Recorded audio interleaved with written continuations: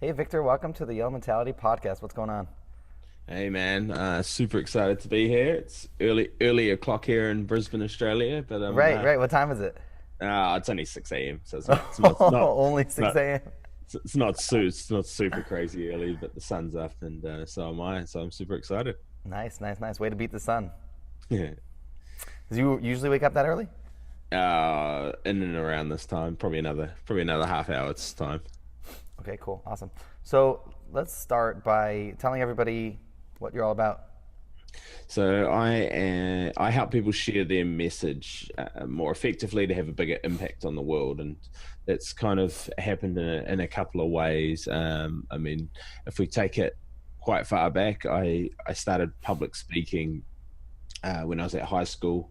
Like a lot of people, wasn't overly confident in that. I was pretty confident in life in general. Like I was always generally the kind of center of attention person in my peer group, but put me in front of a stage, put me on a stage or in front of a group of people, and get me to present, and it'd be trembling and cue cards and horrible presentations, and that kind of all came to a bit of a front. And when I was about 13, I'd been put into a kind of a speech competition that not too many people due to ethnicity could join from my school, and I had to speak, and uh, it wasn't great. There's no massive horror story of like peeing my pants on stage or getting booed off or anything, but yeah, it was far from the usual high standards that I think a lot of us kind of set, or a lot of your guests probably set for themselves. And Hmm. thankfully,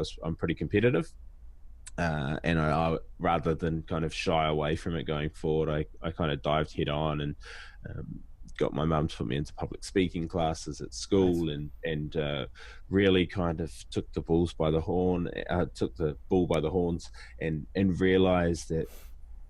Well, what I realized kind of in hindsight is just like anything, just like riding a bike, just like doing whatever, you can find a system.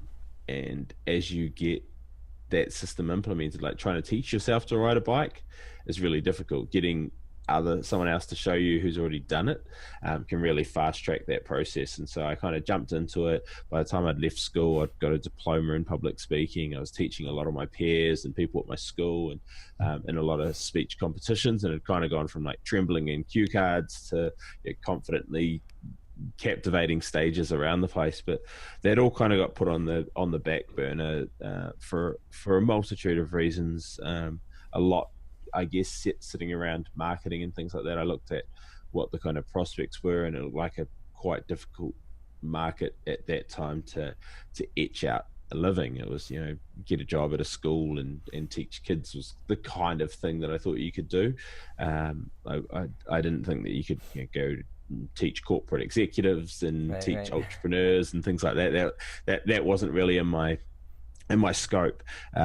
So I became a physiotherapist, worked as that for a while, got a bit disillusioned and bored with that, and um, I feel it, like it, everybody it, is. yeah, yeah, and went kind of full circle.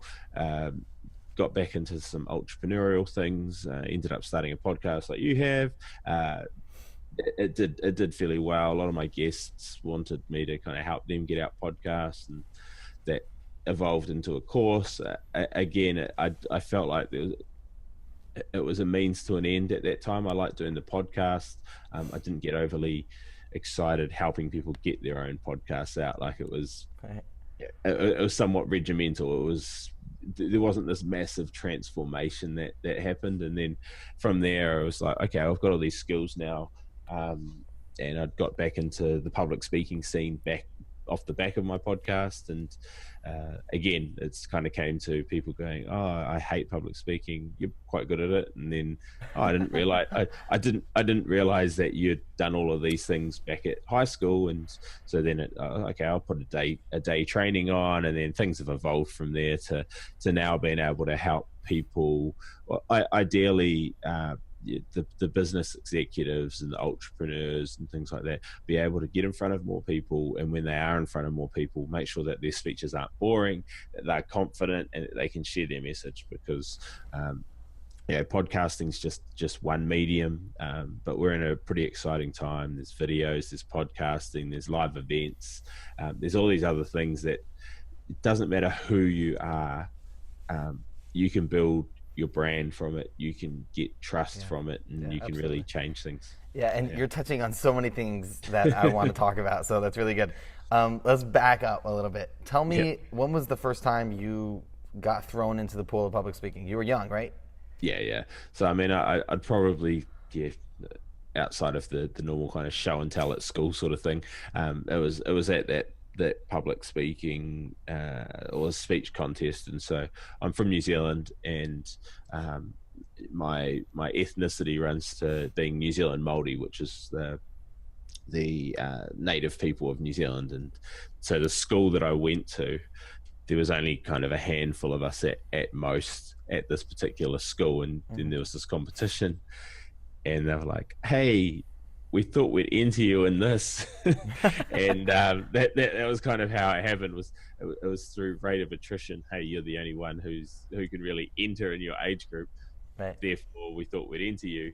Um, Good luck.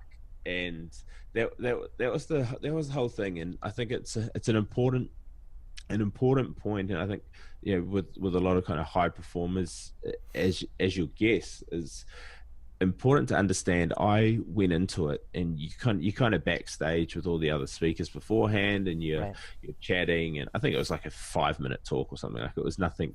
It You're was it was freaking nothing out, right? huge, but for a 13-year-old with probably a couple of hundred people out in the audience, it's fairly. Oh, for most people, it's fairly daunting, Yeah.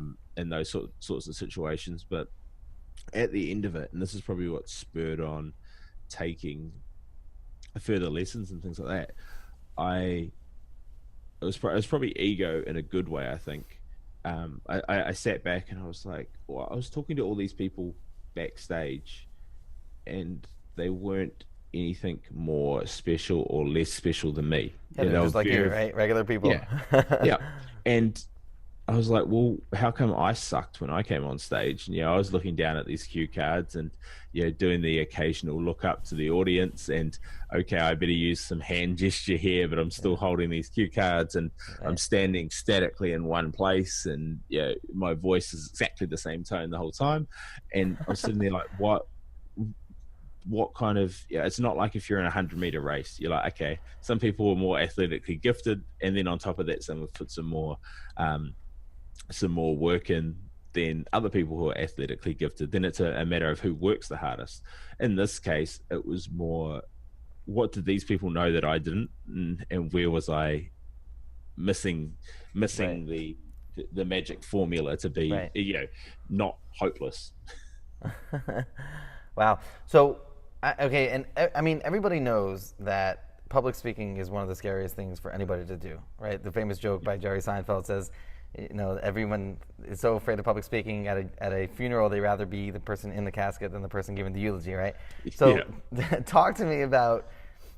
I mean, obviously you're admitting that you were nervous, but what was like the process of going from being that kid, that 13-year-old kid that was freaking out, versus somebody now that's done TEDx talks and a public speaker that helps somebody else and everybody, entrepreneurs and business professionals, learn how to public speak. Where's the gap, and how do people bridge that? So, I mean, that's I think where the magic happens, and when people realize that, they're like, I mean, it's not an automatic transition. It is like riding a bike. That, when you're a kid, you might start on, and when you're starting your public speaking journey, you might start on one of those things where you just stare and you flick your legs behind, and you can move around, and you kind of get the basic fundamentals, and then you might jump onto a tricycle or a bike with training wheels. Then you progress to a bike, and then if you want to become that Tour de France rider, Right. then that's where the extra work comes in. But if Right. you can ride a bike around on the weekend, you can still go for a 100-kilometer bike ride, and be better than most without too much effort. And the same kind of comes with public speaking, and it begins with understanding what are the reasons that people really, I will say, suck, but they suck because of fear. to begin with, and fears, majority of the time it's not a thing that actually eventuates. They think that they're gonna freeze on stage, and if we kind of take that a step back, why would they freeze on stage? Well, it's likely because they've tried to memorize an essay rather than create a performance and a journey and a story and entertain their audience, or entertain or educate or whatever it is. They've tried to memorize, and of course, if you're trying to remember what exact words you're using for your next sentence are, you're going to forget where you are. You're going to freeze on stage. I mean, you get all up in your head. Yeah, exactly. Yeah, because you like, people don't realize that your audience doesn't know what they don't know your script. Right. So if you forget it, it doesn't matter. Like, I've forgotten what I thought were crucial points. A crucial, not necessarily sentence, but a crucial point that drove something else home, and you still get a great reception afterwards because people don't understand. Because it was a great talk, right? Yeah, exactly. And we're our own harsh critics. People will be like, "Oh, that was great." Oh, yeah, but I forgot to. And you're like, stop bringing yourself down. Yeah. And understand that you're an expert. And what I mean, I'm a big fan of Tim Ferriss. I'm sure some of your listeners are, and he's huge into Pareto's law, 80-20, and trying to get 80% of the benefits from 20% of the output. Yeah, and I believe the same thing can be applied to being thought of as an expert. Can you teach 8 out of 10 people walking down the street something about your topic, like more than what they know? Because like anything, like I said, I'm a qualified physiotherapist. To 8 out of 10 people, probably more like 9 out of 10 people, I can teach them a significant amount about how their body works, how their body moves, what their injury entails, than what they currently know. Put me in a room full of physiotherapists though, and I'm not an expert within that industry. Like, I wouldn't want them to put me on stage to speak to another group of physios, because I wouldn't be able to offer that much value. Put me in front of the general population, or put me in front of personal trainers or things like that, and I can offer value. And once I realize I can offer value, I should be getting up there in confidence, knowing what I know is going to be of value to them. If you're not going to be of value, you shouldn't be talking. But that goes all the way down to the boardroom. Like, if you're speaking to the board, to in a meeting or a presentation or a pitch, you should be knowing more than what the people you're delivering to. Otherwise, it's just pointless. Everyone's wasting their own time just sitting there listening to these things. So once we understand that we are an expert, the majority of people, and sure, you might get the occasional person who comes up to you after a talk and it's that person, and they're like, well, actually what I found from this is blah blah blah blah blah. The majority of people will be sitting there nodding and going, wow, you've just blown my mind. Because if you're doing more than just sitting there and watching TV for 4 hours every night, and you're improving yourself and becoming that expert, you're well ahead of the curve. So people first understanding that they're an expert, then I guess progressing to the fact that, all right, I shouldn't be killing people with death by PowerPoint or cue cards. And a lot of people nowadays, I don't use cue cards. No, because they just copy and paste their whole speech onto PowerPoint, turn on this 45-degree angle, and then basically read it off there, and nothing. Like anybody could have done that, right? Yeah. I'm like, oh wow, thanks for reading it slower than what I can read it in my head. just generally just put that into a PDF, send it to me. I'll read it in 10 minutes instead of the hour presentation that you're going to give, and I'll be just as entertained, but at least I'll have 50 minutes back of my own time. And I mean, it might sound a bit harsh, and a lot of people are going, oh, okay, that's pretty much me. I write out 80% of my slide, but how much better, like, if you think back to the talks that you've been to, how much better is it when a person has a picture as a slide, just like a single picture, or a couple of words that they use to prompt them to talk off the expertise that they already have. Like, you have the expertise, you know what you're going to talk about. Talk about it, be engaging, have a conversation. Like, if it's you and me right now, we're just having a conversation, we're just talking. Most people can do that fairly well. They'll improve the more conversations they have like this, but we have conversations every day. Put you in front of an audience and we go, okay, I no longer have the ability to have a conversation because there's lots of people, and there's not a huge difference in there. So instead, I'm going to memorize or write out everything, or forget that I've been working on this project or this topic for the last 10 years of my life. For a lot of topics, you could give me a point, give me 5 minutes to prepare, and I could give you not a highly polished, but a pretty good presentation if it's something that I've been doing a long time. Right, and that comes with practice, of course, right? Like the more you do it, just like on a bike, you can jump on a bike and you can get to where you need to get to a lot faster than when the first day you got on the bike, right? It's a lot of it's repetition, a lot of it's practice. Something I'm hearing in what you're saying is that showing up as an expert and believing that you're the expert in the room and you're going to be the one that's bringing value to these people, whoever you're in front of, whether it's an audience or whether it's a business meeting. It sounds like there's a lot of confidence that's required there, right or wrong. So tell me a little bit about that. So, I mean, confidence comes from eliminating reasons to have fear. Okay, so it works off the premise that, so what I teach people is to go into a talk with a particular structure.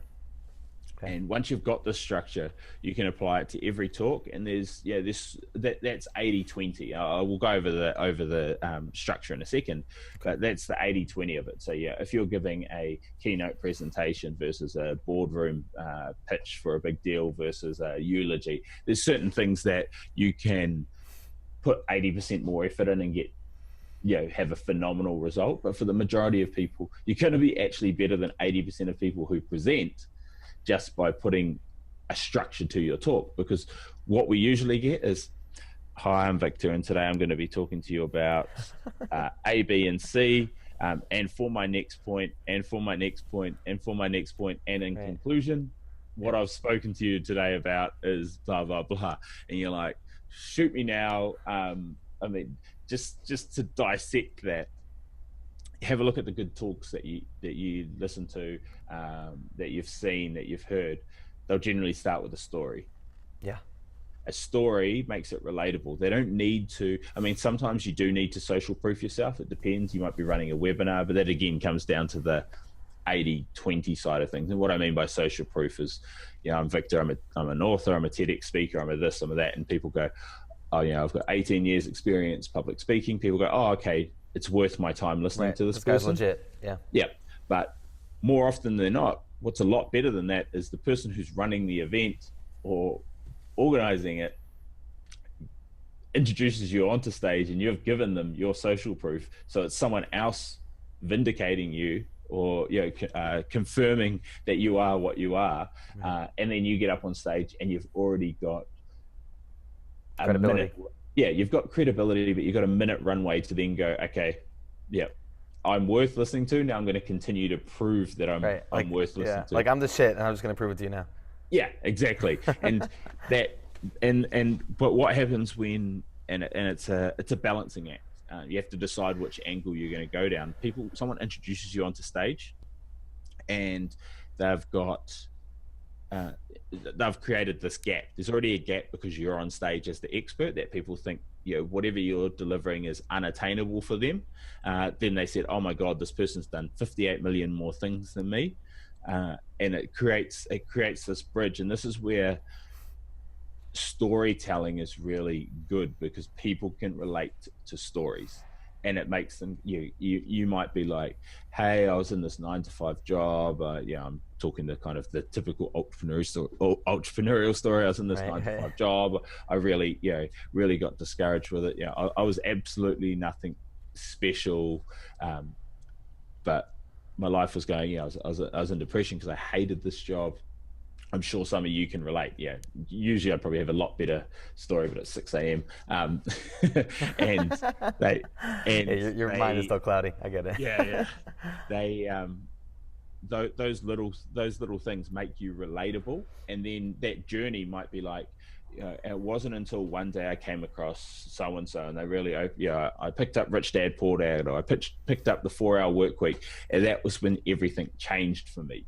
Right. And then people go, "Hey, he was just like me, Right. and I now was and about to now say that. I he's was about to say that's when you bridge that gap where people start to realize that essentially he's just like me, and I can do the same thing that he, just like he's on stage talking to everybody, I can be that same person. yeah." And from like say a corporate side of things, it might be you might be in a boardroom and you're talking about, look, 4 years ago, this competitor company was in the exact same position as what we were. We'd both started with zero customers, $0. We're up to $2 million a year. They're up to $20 million a year. They've done something that we haven't done, and we're lagging behind. We're gonna regress if we don't progress. Right. And you might go into their story and what they've done, and you go, but how, without copying them, by being creative, how do we do what they've done? How do we 10x our business? And then you go, okay, we've got our reference where we are, we've got the reference where they are, or it can be a flip side. You might be comparing, this is what we've done. We're a building company. In the past, we've done 10 different apartment complexes in a 6 month construction time compared to the industry average of 9. The way that we do this is blah blah blah. What we intend to do for you is absolutely no different. We do it under budget, we do it under time, we do it blah blah blah, and then you can go into your actual pitch, because no one wants to date, no one wants to marry on the first date. See, a lot of times people come in real hot. They don't build. When I say it's rapport to a degree, it's trust to start off with. You gotta build trust before you can do any of the other things that you might do in a speech. Like, you don't pitch a product at the start of your talk, because no one has a reason why. Martin Luther King doesn't start off with "I have a dream." He builds into it to have it, because at the end of that, he's then pushing towards his civil rights movement and things like that. And you have a look at that story should be it should only have the fat in it, like trim the fat that doesn't matter.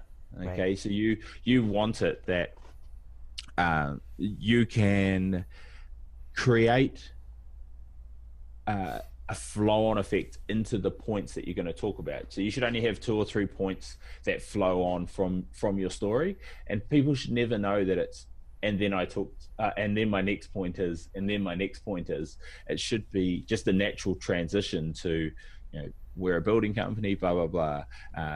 This is like how we do it. It flows. If it's rigid, it's there's a problem, right? Yeah, and the more talks that I watch of kind of the rigid nature, the more what it really comes across as is, if let's say they've got 3 points, it's 3 segmented speeches that they're giving to you concurrently. Which, what I mean by that is, like, their first point is unrelated to their second point, or doesn't flow onto their second point. And so people's minds, they're like listening, they're going, oh yeah, this is really good. Stop, think about something completely different. Their subconscious is still going, but I'm still processing this as a separate point. And I mean, we've all been to seminars and like weekend trainings, day trainings, hour talks, presentations. You're only going to take in a percentage of what they talk about anyway. Yeah. So it's a very small percentage too. Yeah, exactly. And so what you want people to think about, your 2 or 3 points aren't the points that you want them to take away. They should all be encompassed into one overarching message. That what is it that when you leave here, you will remember, that you will take action on. Because after you've done your points, you're going into a call to action, not a conclusion. It's, this is what I want the person to do now, whether it's go home and be a kinder partner, whether it's buy this program, use our services, sign up and invest in our company, whatever it may be. You're giving them a really strong call to action that tells them exactly what they need to do. And when you're outlining your talk, you should be going, this is my overarching message. My overarching message to your audience is that there's a system you can follow to make public speaking easier. That's really what I want your audience to walk away with. Over time they can come back to this and they can go, okay, what exactly was that system? What were all those smaller nuances? But I want people to walk away and go, public speaking is a vehicle that I want to explore. Cool. Right. That's the right person who I want to be listening to this. Okay, I want to do more of it. I'm scared of it, but I know that there'll be less fear and more confidence if I follow a system. So figure out your overarching message, give a couple of points that are going to back it up, that interlink to a story, because your points in your story can be expanded depending on the length of your talk. It could be a 90-minute keynote presentation, it could be a 15-minute brief at a team meeting. There's no big difference, but the call to action is kind of where the rubber meets the road. You kind of want to reverse engineer, get your overarching message, what it is, get your call to action, figure out how your story, and then the middle, like the actual points, you know them. Like, that's what I talk about.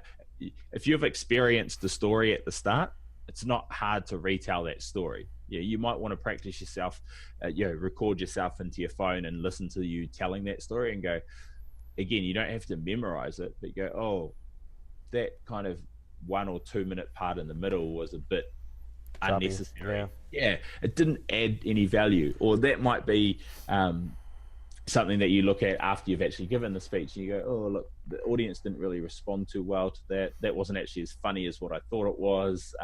All those different things. Like Kobe, I don't know if you've listened to The School of Greatness with Lewis Howes. He came out with a Kobe Bryant interview the other day. I loved it. And Kobe was like talking about reviewing game tape. And the same thing, I 100% agree with it. He learned how to really read game tape and said how important it was to him progressing his career. He'd get videotapes and then DVDs now and then USB and stuff like that. Okay. And after every game, he would analyze everything, and it was just not just for him, it was for his teammates and all of this. And he said, you can think you know how you played in a game, or why they scored in the last minute and bet you running a certain move.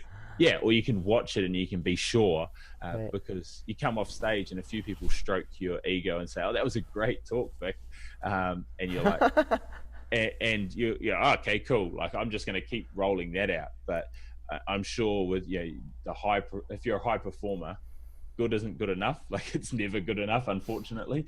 So we're always like, we should be striving, but a lot of people live in the analyzing in their head, and a lot of the time what happened versus what you actually presented were two different things. And you could have gone, oh my God, like, that I wasn't very succinct in the way that I transitioned to my points, or I lost a lot of momentum leading into my call to action. I didn't bring up in the hype and the reasons on why they should be doing it. I didn't seem passionate enough when I was delivering certain aspects. And that comes back to the 80-20.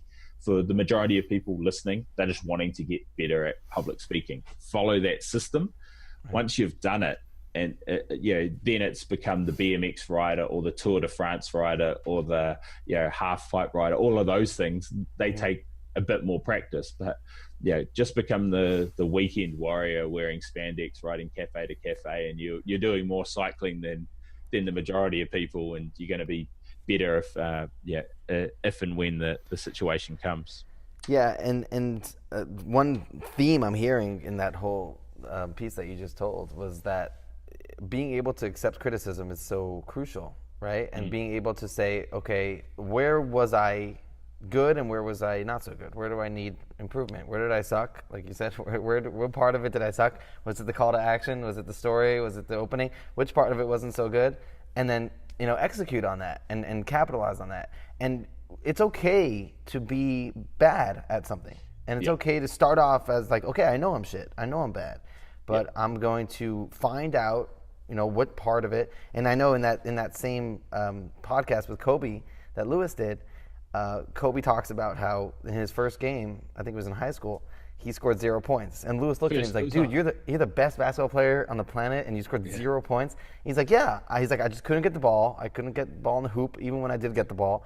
And it just wasn't flowing for me. And he said, I worked hard, and I just sat in the gym, and I hustled, and I grinded until I was able to make a shot and 2 shots, and it just escalated from there. But no, people think, and it's also very intimidating for newbies when they're trying to get into public speaking, and they see, they watch TEDx talks with millions of views, and they see these prolific speakers speaking with dynamic, strength and with confidence, and they're delivering an amazing message.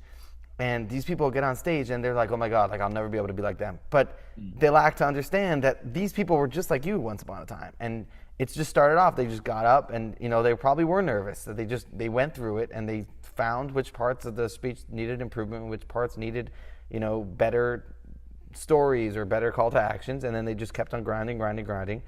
And then eventually they became that person that's on stage now with whatever millions of views from a TED talk, And that's what's amazing. Like I listen to Pat Flynn as well. He runs Spark Passive Income, and I've heard him talk about how he used to hate public speaking, was so scared of it and things like that. He was, I think it was at social media, whatever the event is in San Fran. He was the keynote speaker, and that was to like 6,000 people or something. And he was so he's had DeLoreans drive him in and be dressed in Back to the Future and just shares this massive message. But even taking it back, I heard you say, you see all these people with millions of views on YouTube with their TEDx or their keynote presentations and things like that. My thing, and I've said it to people with public speaking and podcasting, is if you had one person that your message reached that changed their life, that was super impactful. Absolutely. It's a massive difference. If you got 20 downloads of an episode, like, would you not give it your all if you're in front of 20 people in a room? Like, do you not want to give as much value and make an impact and do as much? Because a lot of people worry about 7 figures of views instead of 7 people viewing. Because if you can impact 7 people, there's 7 billion people in the world. There's going to be a lot more people who, with the right message and positioning and things like that are going to be impacted by your message. So you've got to start small, whether that be, I say to people, set up your own meetup event that's about your particular topic. Then meetup does the leg work. You get some people to practice in front of, you might get other speakers in, but you get time in front of people. Then you can go to other people's meetup events and offer your expertise and fine tune it. I mean, Jerry Seinfeld, I think it takes him like a year to get a 60-minute stand-up presentation that he averages about a minute a week, and that's him putting together a joke, giving it at a small place for a 5-minute presentation, seeing what killed and what didn't, and by the time he gets to the end, and obviously I don't necessarily want people to do it, but if the majority of your presentations are going to be in and around a particular topic, find out what works and what people like, and surround yourself in regards to taking that criticism. There's going to be times where you're going to have to be a harsh critic to yourself, and most people don't struggle with that. They're pretty good at critiquing themselves pretty harshly. Find other people who can give you honest feedback. Like a student of mine, she had a talk, and again, I think it was to like 20 people, and she asked for a feedback form at the end, and she had no sale or no pitch. She was just literally getting some runs on the board. 19 people gave her amazingly positive feedback.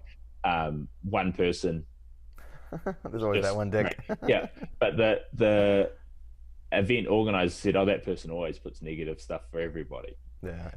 So what I said to her was there anything that you could take that was constructive? And she put the paper up and there was nothing constructive. It was like, wow. Yeah, it wasn't like, you lingered on this point too long, or you're a bit salesy or whatever. Like it was all a very genuine talk, and there was nothing. And the whole, my students and the group were all just sitting there going, look, there's nothing that you can take that's positive from there, but get the video and let's give it to some people who we don't know, like Right. and with like me and some others, and we can give you some feedback on your presentation, or if you're a bit wordy at particular times or different things like that. So be picky, and for like the one other point from what you said was, and I think a good example, one of my other students, Josh, he does marketing for dental clinics here in Australia, and he was invited by one of his customers, one of his clients, who runs trainings for dental practices, but he owns his own as well, and Josh does all the marketing. And he was being paid, this was his first time ever speaking from stage, more than addressing his 5 staff or whatever. He got invited to this event. He was being paid. There was probably 500 business owners or 200 business owners, I think it was. We put together a talk that social proofed him really well. He wasn't allowed to pitch from it, but he had people running to the back of literally just following this thing. We got an email from the event organizer when he was doing work for him, and we put it up there, and it was like, "Hey Josh, thanks so much. We've just taken over this clinic. Can you just turn the marketing off for it, because we've gone from 50% full to 150% full. We just need to pause it, blah blah blah." That's what we started the talk with. That was the story, but it was in a Gmail screenshot to be like, "Hey everyone, you've paid this guy a few $1,000s to be here. This guy, this is what he wrote about me," basically, without having to say it. And we said, "Who would like to learn how to do the marketing like this?" And then we basically said, this is Facebook, this is Google, this is email marketing, and basically said, look, it's pretty hard. Like the end story was, but they didn't overteach. It was just like, this is pretty hard, and if you are looking to hire somebody to do it, it wasn't saying hire me. This is what you should look out for. These are the questions you should ask. Right. At the end of it, who are you going to go to? You're going to go to the person that someone you respect hires already, someone that's just given you a ton of value and hopefully saved you a lot of time. And so he closed mid 6 figures from that talk. Wow.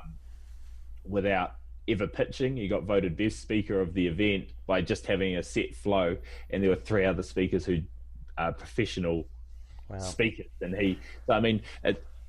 it can take you a while to get to that point, but often we've just got to put our hand up for those opportunities, and then realize, look, if I craft something out that's really nice, I can give a 60-minute presentation on stuff that I know, and hopefully that drives it home for your listeners that you're not 10 years away. You're not Kobe Bryant level away from greatness on stage, but everything levels up. I didn't start off with TEDx talks and keynote presentations.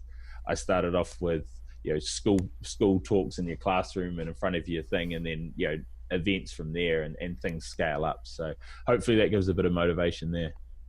Yeah, and another huge aspect of public speaking is that since there's so many people that are afraid to get on that stage and even to try it, you are already a minority. If you're looking to get into the public speaking space, you're such a minority that you're beating so much competition just by being willing to even get up on stage and say something, right? And that is a huge advantage, right? Like if you want to go to play professional basketball, you got to be better than everybody that's picking up a basketball. Yeah. This is like, you're already cutting out so many people from these people that are afraid to just get up, and literally people have these serious phobias of just getting up in front of even 10 people, like this really small stuff. I'm like so fortunate, because it's funny, because when I hear that people are afraid to get up and public speak, I'm like, what's wrong with you guys? Like, I love it. I get this serious adrenaline rush, and like I'll do it all day long. But some people are just really, really afraid, and they just can't do it, right? So if somebody that's listening is trying to get into that space, you have a huge advantage, And the thing is, like I was saying, if you apply like the blueprint, that framework towards public speaking, you're then going to be better than a lot of the ones who feel like they're confident but end up writing it out on slides, or they get invited reluctantly. Right. So it's not hard to be voted that best speaker of an event just by putting wrapping it in a framework and delivering it in an effective way. So yeah, like you're in the top 20% by just putting yourself forward to be speaking, and then you're in the top 20% of that by just applying a repeatable framework to your talks. Yeah. So tell everybody again real quick, what's the framework? If you could like throw it in order. Yeah. So start off with your overarching message. What do you want everyone to walk away with? Find how you can put that into an effective call to action, like whatever that may be. If it's sign up to something, if it's go somewhere in particular, then work on what story can you do to highlight and to make it relatable to your audience. And then, or it could be unrelatable, but that's the person who chops their arm off after it being stuck in between. So, like people can understand, but they can't necessarily relate. But there's messages within that people can relate to. What can people take out of that? And then that should flow on to 2 to 3 points off your story that you can ideally draw back to in your story, the riding the bike or the whatever it may be, and then understand that you're an expert. You know the stuff, you've experienced the story, or you know the story, and you definitely know your point. So you don't need to be drowning people in different PowerPoints or cue cards or memorization. You don't need to be doing that. It's the old way, and we're moving into the future. Right. Okay. Cool. So moving more toward the end of the episode, I just wanted to talk real quick about how does somebody find their story? I put that in quotations because whatever, that's all based on its interpretation. But like somebody that gets up on a TEDx talk and they want to give a powerful talk and they want something that's going to make them stand out. What's involved in that? What are the ingredients for that? It was an interesting one. Like it was in the TEDx event that I gave, I found it actually really, really difficult for the reason that I had to give transcripts, that I actually had to memorize my TEDx the whole thing. Yeah, which really it was difficult because there'd be kind of warnings that would be like, if you haven't memorized this by this stage, we will replace you. So not necessarily to that degree, but there was a strong undertone of that. And a lot of the other speakers found it quite difficult in that space as well. I don't know if it's the same for all of them, but I think it's the same for most because they don't want it to be a blowout. And one of the speakers really struggled, and he was trying to memorize it, freezing on stage. And so it was kind of a 6-month lead up process to that. And so a lot of it was, again, it was the trimming. So I would record myself and I would record just say the story part of it. Initially, because my first podcast was interviewing young entrepreneurs, and it was basically what initially I was putting forward, not like a Ken Robinson thing, but like the future of education. How can we optimize education for young entrepreneurs? And then that ended up moving towards like one of the points I was talking. There was lots of iterations. One of the points I was talking about briefly was like a mindfulness and how a lot of my guests use mindfulness and meditation. And then they were like, you go to your trainers and you get your feedback, and it was, okay, well, this and this has been touched on a lot. Why don't we just focus on this one particular point, and then you need that out? Like, so it was just mindfulness and meditation, and it reflected back. My social proofing was, hey, I've interviewed 150 people, and this is the most common theme that all of them have had. From the story, I had to find something that could make people relate, and it was basically again this went from kind of a 5-minute story to about a minute story once I kind of applied some of the stand-up comedic stuff of getting I heard it was good. Getting to the point a lot quicker, and it was so it was more about meditation versus medication and things like that. Right. So a lot of it will be finding it. I mean, it is a process, but it's getting a story out there, recording yourself, going for an hour walk and listening to it 12 times until you're sick of your own voice and you're sick of of doing it, the story kind of gets drummed into you. It doesn't have to be a whole speech, and then going, is that pointless? Is that a waste of time? Maybe get it transcribed and just figure out, what words are you saying? So are you saying and? Are you saying then and then and then and then? Or repeating a specific word over and over again. Yeah, and so you want it to be very concurrent. So I mean, if you're giving a keynote presentation in front of a few thousand people, you probably want to do the same thing.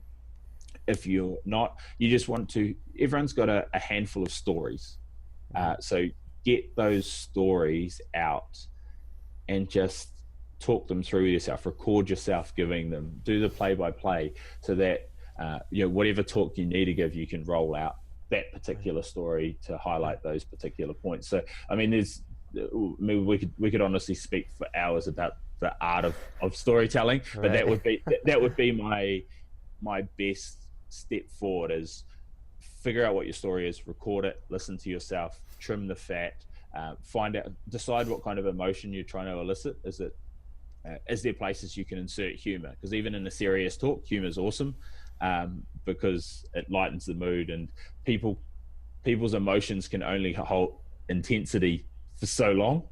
You even have a look at the most serious talks, and there's a lot of humor within them. Right. Yeah, and I think following that framework that you spoke about is going to be also very helpful in finding that story or that optimal speech that you're looking to get. That framework will definitely help. Yeah, no, I think if you have a look at the speeches that you love the most, the TEDx talks, the whatever talks that you like, you'll be like, some of them do it from just watching a ton of different talks. A lot of them have been taught and coached and taken in that particular journey, but you'll see all of the successful ones, pretty much bar none, have follow a very similar process. Right. Cool. So the last part of the segment, I'm just going to throw some questions at you, and you'll throw back some answers back. Okay, cool? Yeah. Who is your favorite or best public speaker that you've heard or met?